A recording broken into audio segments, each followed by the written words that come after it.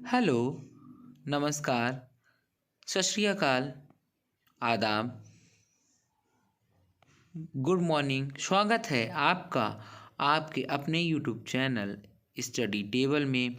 तो दोस्तों, हम लोग आज करने वाले हैं वैदिक काल एवं वैदिक सभ्यता, वेद एवं वेदांगों का परिचय पार्ट 2, जिसमें कि होने वाले हैं झन्नाटेदार झक्कास प्रश्न उत्तर, जो कि आपको देंगे सिलेक्शन जहाँ पर भी आप चाहते हैं। यानी आपके मन मुताबिक आपको सिलेक्शन मिलेगा अगर आप पढ़ाई करते हैं तो दोस्तों जुड़े रहिए वीडियोस के साथ। इस समय चल रही है केवीएस की भर्ती, और आने वाला है हमारा टेट, और आगे आने वाली है पुलिस कांस्टेबल और क्या नाम बोलते हैं, वन रक्षक और जेल वार्डन की भर्ती। तो अगर आप अभी से तैयारी करते हुए चलेंगे तो आपको मिलेगा सिलेक्शन। क्योंकि देखिए, तैयारी एक दिन में नहीं होती कि कल पे फॉर्म आया और आपने भर दिया और आज पढ़ लिया तो सिलेक्शन हो, ऐसा नहीं होता है। आपको लगातार तैयारी करनी पड़ती। तो अगर आपका देखिए मैथ सभी को आती है, रीजनिंग सभी लोग कर लेते हैं, अटकते कहाँ पर है जी, आपके जीएस जी के हिस्ट्री करंट अफेयर्स। तो आपको इन वीडियोस को देखना है, नोट्स बनाने हैं, और जब एग्ज़ाम हो तो रिवीजन करके जाना है और आपको सिलेक्शन लेना है, क्योंकि भर्तियां आ रही हैं इस समय देर में।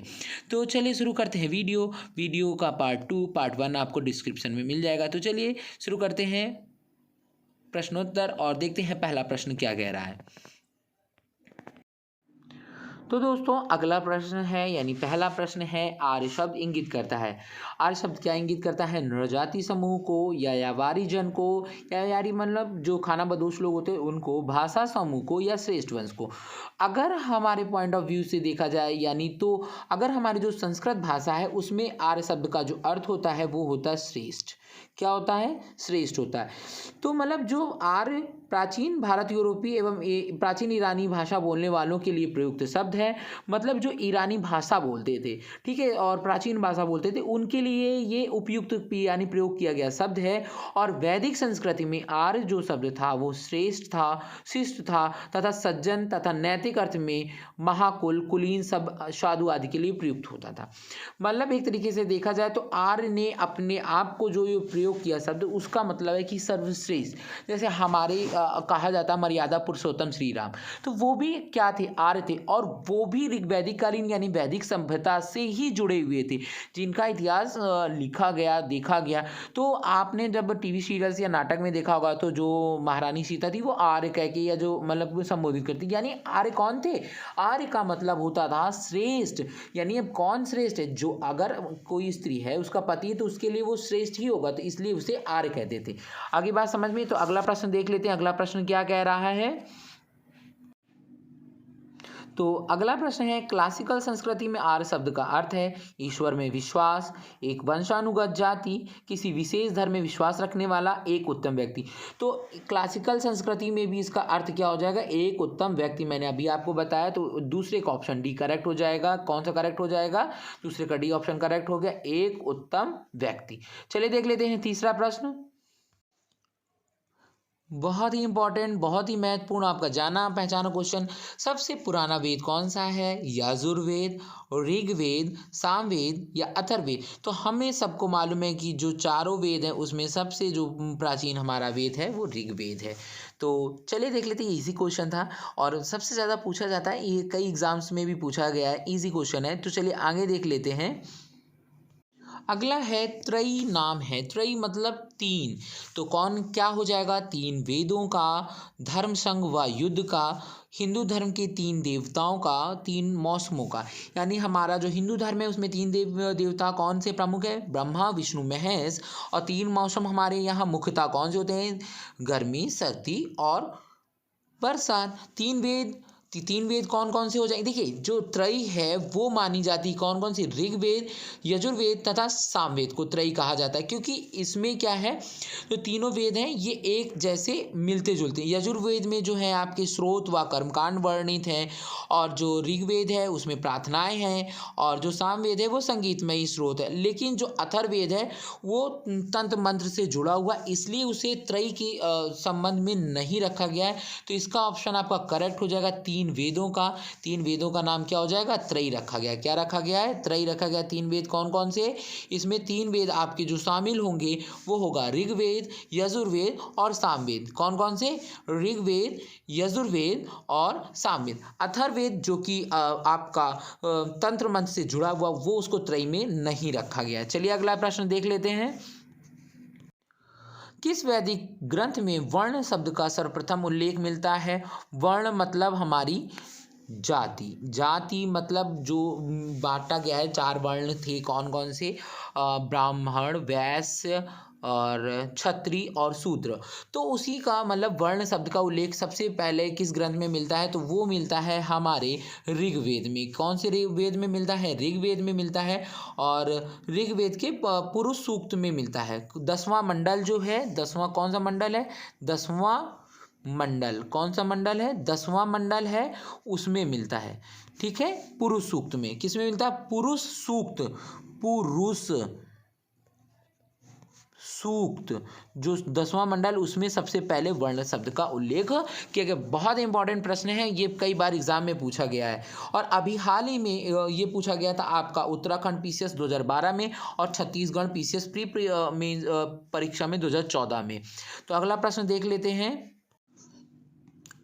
अगला प्रश्न है, निम्नलिखित चार वेदों में से किस एक वेद में जादुई माया, कौन सी, जादुई माया और वशीकरण का वर्णन है। किसमें वर्णन है, वशीकरण का वर्णन है। ऋग्वेद, यजुर्वेद, अथर्ववेद और सामवेद। अभी मैंने इसके पहले के प्रश्न में बताया जो त्रयी है वो ऋग्वेद, यजुर्वेद, सामवेद है, और अथर्ववेद में आपका जादू टोना, तंत्र मंत्र, वशीकरण पाया जाता है। भूत प्रेत बाधा जो होती है वो इसमें पाया जाता है। और ये भी इंपॉर्टेंट प्रश्न है, ये पूछा गया है, कई बार पूछा जाता है। और कई बार तो ये केबीसी के सेट पे मतलब जो क्विज है उसमें भी पूछा गया है कि जादुई माया वशीकरण का वर्णन कहाँ मिलता है, तो अथर्ववेद हो जाएगा। अगला प्रश्न देख लेते हैं हम लोग। अगला है, ऋग्वेद में कितनी ऋचाओं को ही मंत्र बोलते हैं या श्लोक बोलते हैं, तो कितने हैं, 10,282, 10,172, 11,282, 10,552।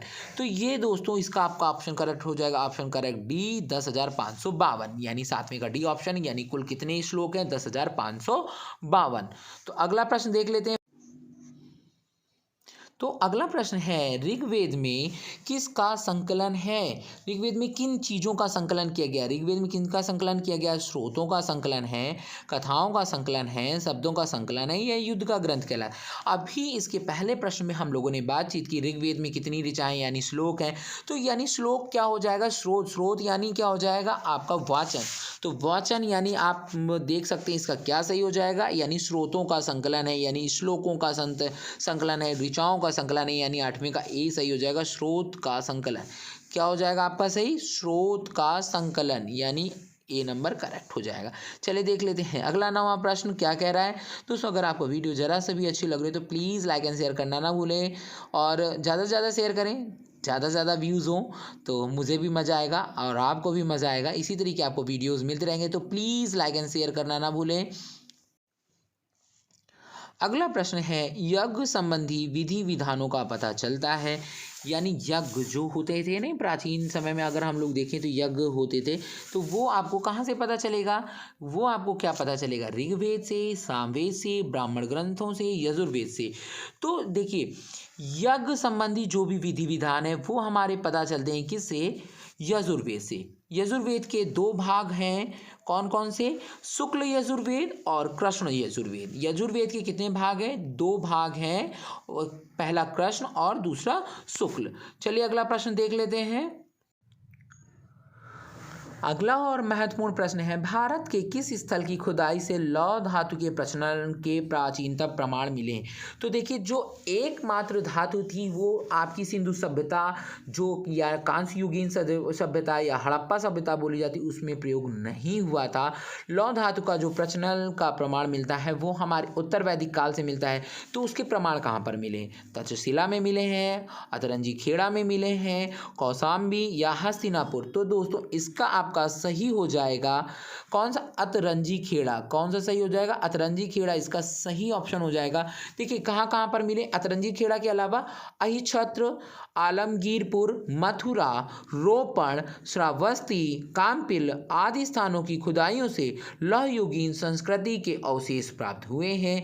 अतरंजी खेड़ा से लौह धातुमल मतलब गला हुआ धातु मिला है, और क्या मिला, धातु शोधन में प्रयुक्त होने वाली भट्टी मिली है, जिनसे यह पता चलता है कि यहाँ पर धातुओं को गलाने का काम होता था। अगला प्रश्न देख लेते हैं। अगला है, उपनिषद किसके ऊपर आधारित पुस्तकें हैं, धर्म पर, योग पर, विधि पर या दर्शन पर। तो इसका हो जाएगा दर्शन पर। किसके ऊपर आधारित है, दर्शन के ऊपर आधारित पुस्तकें। तो चलिए देख लेते हैं अगला प्रश्न।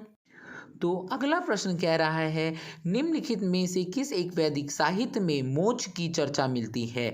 मोक्ष, मोक्ष मतलब मृत्यु के बाद आपको जीवन सुधर जाए। तो किस में मिलता है, ऋग्वेद में, ब्राह्मण में या उपनिषद में या परिवर्ती संहिताएं में। तो ये आपको दोस्तों मिलेगा उपनिषद में। किस में मिलेगा, उपनिषद में। वेदों में मोक्ष शब्द का जो है वो प्रयुक्त हुआ ही नहीं है। उपनिषदों में प्रथम बार मोक्ष की चर्चा मिली है। यह शब्द श्वेतांबर उपनिषद में पहली बार आया है। तो किस उपनिषद में पहली बार आया है, श्वेतांबर उपनिषद में। और इस प्रथम बार उपनिषद की चर्चा, उपनिषद में ही मोक्ष की चर्चा हुई है, वेदों में मोक्ष की चर्चा हुई ही नहीं है। इस बात को आप लोग ध्यान रखें। अगला प्रश्न देख लेते हैं। अगला प्रश्न है, आध्यात्मिक ज्ञान के विषय में नचिकेता और यम का संवाद किस उपनिषद में प्राप्त होता है। तो बृहदारण्यक उपनिषद में, छांदोग्य उपनिषद में, कठोपनिषद में, केन उपनिषद में। तो दोस्तों ये आपका इतना इंपॉर्टेंट प्रश्न है, ये आईएएस के एग्जाम में पूछा गया है, यूपी पीसीएस के एग्जाम में पूछा गया है, और उत्तराखंड पीसीएस में भी पूछा गया, और कई एग्जाम में पूछा गया। तो देखिए इसका जो उल्लेख मिलता है ये आपका मिलता है, और ये केबीसी में इसे जो प्रश्न है वो पूछे जाते हैं उपनिषद से रिलेटेड। तो इसका हो जाएगा कठोपनिषद में मिलता है। किस में मिलता है, कठोपनिषद में मिलता है। किसमें मिलता है, कठोपनिषद में मिलता है, यानी सी नंबर आपका करेक्ट हो जाएगा। देखिए जब नचिकेता और यम का संवाद हुआ था, तो जिसमें आचार्य यम ने नचिकेता को क्या उपदेश दिया था, ना इस आत्मा का कभी जन्म होता है और ना इसकी कभी मृत्यु होती है, ये अजन्मा है, नित्य है तथा शाश्वत है।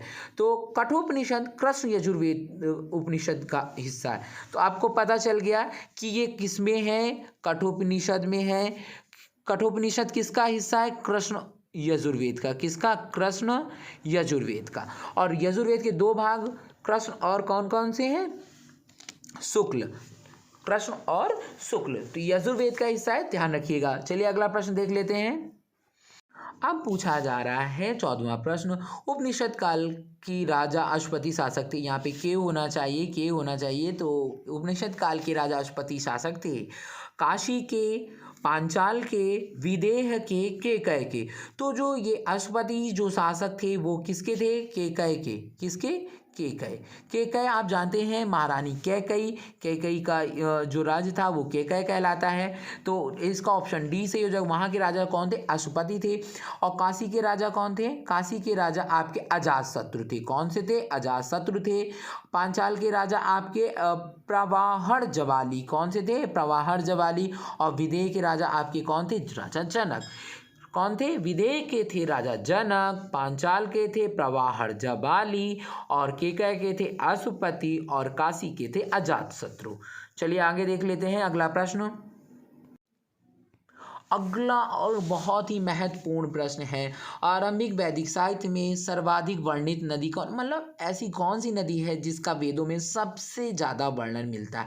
तो दोस्तों हम लोगों ने अभी इसके पहले जो वीडियोस बनाए थे वो किस पे बनाए थे, हाँ किस पे बनाए थे, सिंधु सभ्यता पर बनाए थे। तो सिंधु सभ्यता कहाँ विकसित हुई थी, सिंधु नदी। अगर कोई चीज़ खत्म होती है, मान लीजिए जैसे आपने अभी क्लास 12 पास किया, ठीक है, तो आप किसकी सबसे ज़्यादा बात करेंगे, कक्षा 12 में हुई चीज़ों की बात करेंगे। इसी प्रकार जब सिंधु सभ्यता का अंत हुआ तभी वैदिक सभ्यता चालू हुई, तो उन लोगों ने भी सबसे ज़्यादा किसकी बात की होगी, सिंधु नदी की। तो सिंधु नदी इसका करेक्ट ऑप्शन हो जाएगा। और इसके महत्व, इसके आर्थिक महत्व के कारण, क्योंकि ये व्यापारिक नदी थी, इसके महत्व के कारण इसे हिरण्ययी नदी कहा जाता है। हिरण्ययी, हिरण्ययी, ठीक है, हिरण्ययी नदी कहा जाता था। और अगला प्रश्न देख लेते हैं। तो दोस्तों ये प्रश्न आया था, वैदिक नदी यहाँ पे अस्किनी होगा, अश्वनी लिखा है तो अस्किनी होगा की पहचान निम्नलिखित नदियों में से किस एक के साथ की जाती है। मतलब जो अस्किनी नदी था उसका वर्तमान नाम क्या है, और यह आपका यूपीपीएससी जीआईसी 2010 में पूछा गया था। तो दोस्तों जो भी अस्किनी नदी है उसकी पहचान वर्तमान में चिनाब नदी के नाम से की जाती है। किसके नाम से की जाती है? चिनाब नदी, यानी 16वें का सी ऑप्शन आपका करेक्ट हो जाएगा, Asikni is equal to Chenab. ठीक है, अगला प्रश्न देख लेते हैं। दोस्तों अगला प्रश्न है, भारतीय संस्कृति के अंतर्गत रीत का क्या अर्थ है? रीत का मतलब हो जाएगा एक मूलभूत नैतिक विधान जिसमें सृष्टि और उसमें अंतर्निहित सारे तत्वों का क्रियाकलापन। ठीक है, तो इसका क्या है? प्राकृतिक नियम, कृत्रिम नियम, मानवीय नियम या सामाजिक नियम। तो दोस्तों इसका सही हो जाएगा, देखिए अभी हम लोगों ने बात की कि रीत का मतलब क्या होता है? नैतिक विधान जो सृष्टि और उसके कल्याण से जुड़े हुए हैं। तो इसका आंसर हो जाएगा प्राकृतिक नियम, तो प्राकृतिक नियम करेक्ट हो जाएगा। देखो ऋग्वेद में केवल दो शब्द सबसे ज़्यादा वर्णित है, कौन कौन सा? पहला धर्म और दूसरा रीत। ठीक है, जो रीत है वो देवताओं से संबंधित तत्व माना जाता है जिसमें नैतिक और भौतिक भौतिक व्यवस्था होती थी। तो सृष्टि के आदि में सर्वप्रथम ऋत की उत्पत्ति हुई थी। ऋत मतलब एक तरीके से जल, द्रव। तो द्रव ऋत के द्वारा विश्व में सुव्यवस्था तथा प्रतिष्ठा स्थापित होती है और यह विश्व की व्यवस्था का नियामक भी है। और इसके देवता कौन कहे जाते हैं? इसके देवता वरुण देव कहे जाते हैं, क्योंकि वरुण देव जल के देवता है। तो ऋत का मतलब हो जाएगा जल। ठीक है, तो अगला हो जाएगा 18वां प्रश्न, देखते हैं वो क्या कह रहा है, वो भी होने वाला बहुत ही इंपॉर्टेंट। मैंने बोला था अगला प्रश्न भी है इंपॉर्टेंट। तो दोस्तों अगर आपको वीडियो अच्छी लग रही है तो प्लीज़ शेयर करें अपने दोस्तों के साथ, अपने मित्रों के साथ, जो भी आपके व्हाट्सएप ग्रुप बने हैं पढ़ाई वाले उसमें शेयर कीजिए। वीडियो बनाने में बहुत ज़्यादा मेहनत लगती है। अगर आप लोगों को थोड़ा सा भी समझ में आ रहा है कि मैं अच्छा पढ़ा रहा हूँ तो प्लीज़ आप लोग इसको सब्सक्राइब करें और ज़्यादा से ज़्यादा शेयर करें ताकि व्यूज़ आ सकें, और व्यूज़ आएंगे तब थोड़ा सा अच्छा लगेगा हमें भी। चलिए देख लेते हैं अगला प्रश्न। निम्नलिखित में वैदिक देवताओं में से किसे उनका पुरोहित माना जाता है? अग्नि, बृहस्पति, वायु या इंद्र? तो दोस्तों अगर आपने टीवी सीरियल्स देखे होंगे तो जो उसमें भगवान इंद्र को थोड़ा सा ज्ञान देने का काम करते थे वो कौन करते थे? बृहस्पति, जो कि एक ग्रह भी है। तो बृहस्पति सही हो जाएगा। देवताओं के पुरोहित कौन थे? बृहस्पति। दोस्तों ये सारी चीज़ें वैदिक सभ्यताओं से जुड़ी हुई हैं, तो वैदिक सभ्यता में ये सारी चीज़ें आती हैं। ठीक है ना, तो ये हमारे इतिहास का ही हिस्सा है, ये कोई पौराणिक काल या आदिकाल नहीं है, ये वैदिक काल में ही सारी चीज़ें हुई थी। तो अगला प्रश्न है बहुत ही इंपॉर्टेंट। निम्नलिखित में कौन सी वह ब्रह्मवादिनी? ब्रह्मवादिनी मतलब अच्छे वचन बोलने वाली, सत्संग करने वाली या आपका वाद विवाद करने वाली, ऐसी कौन सी महिला थी? वादिनी मतलब कौन सी महिला थी जिसने कुछ वेद मंत्रों की रचना की थी? वेद मंत्र मतलब जो ऋग्वेद में मंत्र या श्लोक हैं उसमें से एक दो जो श्लोक थे वो किसने आपके रचित किए थे? लोपामुद्रा, गार्गी, लीलावती, सावित्री। जो लीलावती जी हैं वो गणित से संबंधित हैं। सती तो अपने पति के लिए जानी जाती हैं। गार्गी याज्ञवल्क्य के साथ संवाद करने के लिए जानी जाती हैं।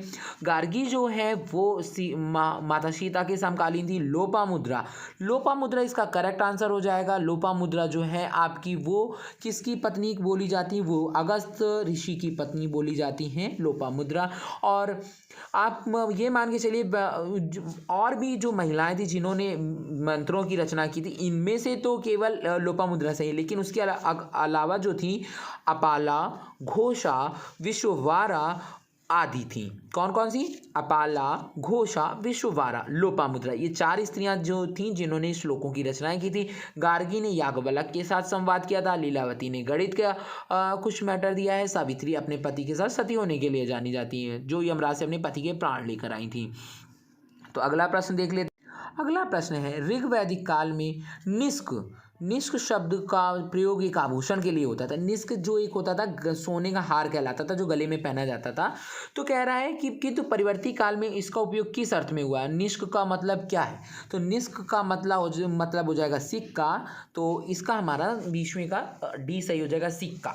क्या सही हो जाएगा? सिक्का सही हो जाएगा। चलिए अगला प्रश्न देख लेते हैं। अगला प्रश्न है 21वां, बहुत ही महत्वपूर्ण। निशाका, सलाका, पता नहीं क्या क्या आ जाता है। प्राचीन साहित्य पढ़ना तो पड़ेगा ही। देखिए प्राचीन भारत में निशाका नाम से क्या जाना जाता था? तो क्या जाना जाता था, इसका मतलब हो जाएगा सोने के सिक्के। देखिए जो बौद्ध जातक हैं जिसमें मतलब ऋग्वेद में वर्णित है उसमें 3 प्रकार के सिक्कों का चलन था। तो प्रथम क्रम में निशाका, दूसरे में सुवर्ण और तीसरे में मशाका। जो मशाका थी वो निम्न पैसे वाली धातु का कही जाएगी। मतलब एक तरीके से अगर आप देखें तो आपके पास है 10, 20, 50 का नोट। तो 50 का नोट हो गया आपका निशाका, और 10 का नोट हो गया मशाका, और 20 का नोट हो गया सुवर्ण। यानी 21वीं का ए ऑप्शन आपका करेक्ट हो जाएगा। चलिए देख लेते हैं अगला प्रश्न। ये बहुत ही महत्वपूर्ण प्रश्न है। ये अभी हाल ही में 2016 में पूछा गया है, 2022 में भी कई एग्जाम में पूछा गया है, और यूपी पीसीएस के मेंस में 2016 में पूछा गया था। 14वीं सदी, यहाँ पे सदी मिसिंग है। 14वीं सदी ईसा पूर्व का एक अभिलेख जिसमें वैदिक देवता का वर्णन मिलता है कहाँ से प्राप्त हुआ है। यानी वैदिक देवता हमारे कौन कौन से, इंद्र, वरुण, मित्र तथा नाशत्य। इनके बारे में जो जानकारी मिली वो ऐसा अभिलेख कहाँ से प्राप्त हुआ है, एक बटाना से, बोग जकोई से, बेबीलोन से, बीसीटून से। तो दोस्तों हम आपको बताना चाहेंगे बोग जकोई, ये इसका करेक्ट आंसर हो जाएगा। बोग जकोई कौन कौन सा करेक्ट आंसर हो जाएगा, बोग जकोई। तो बोग जकोई एक ऐसा अभिलेख है जिसमें ऋग्वेद के जो देवता हैं इंद्र, वरुण, मित्र, नाशत्य का उल्लेख मिलता है। इससे ज्ञात होता है कि जो वैदिक आर्य थे ईरान से होकर ही भारत आए थे। यानी जब ये अभिलेख ईरान में मिला है तो मध्य एशिया से जब वो आए थे तो ईरान के रास्ते से ही होकर आए होंगे। चलिए देख लेते हैं अगला प्रश्न।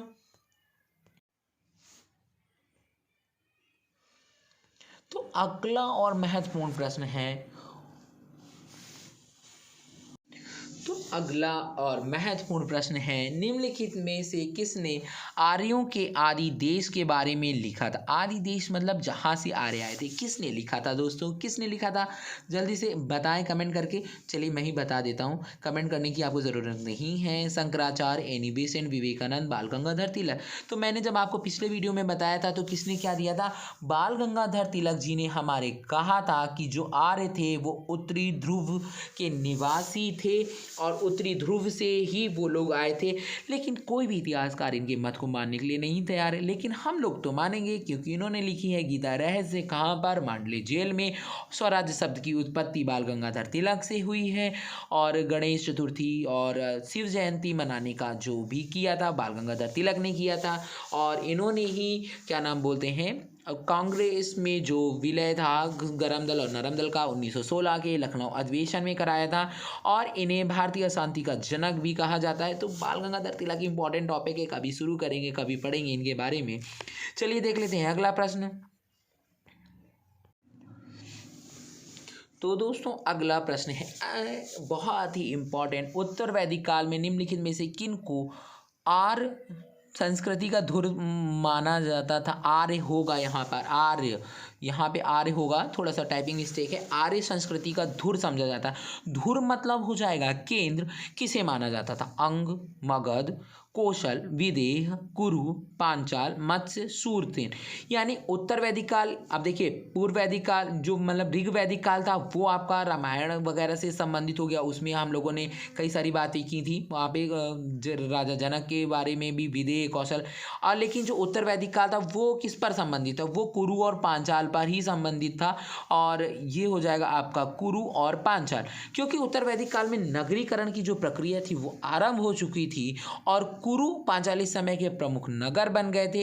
ये नगर उत्तर वैदिक सभ्यता के मुख्य केंद्र या धुर माने जाते हैं। आप जानते हैं कुरु वंश के कारण ही हमारी महाभारत लिखी गई है, और कुरु की जो राजधानी थी वो हस्तिनापुर थी। हस्तिनापुर जो वर्तमान दिल्ली कहलाती है। चलिए देख लेते हैं आगे प्रश्न।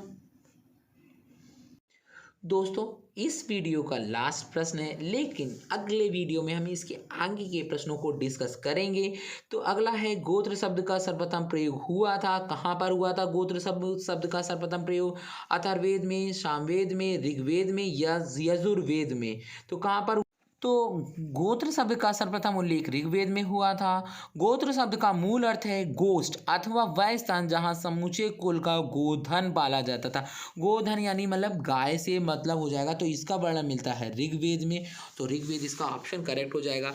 दोस्तों, मेरे मित्रों, मेरे व्यूअर्स, अगर आपको वीडियो ज़रा सा भी अच्छा लगा तो प्लीज़ लाइक एंड सब्सक्राइब करना ना भूलें। इससे मेरा हौसला बढ़ेगा और आपको इससे अच्छे से अच्छा वीडियो बनाने का, कंटेंट देने का कोशिश करूँगा। तो चैनल को सब्सक्राइब करते रहिए और जुड़े रहिए मेरे चैनल के साथ। थैंक यू फॉर वॉचिंग आपका अपना यूट्यूब चैनल।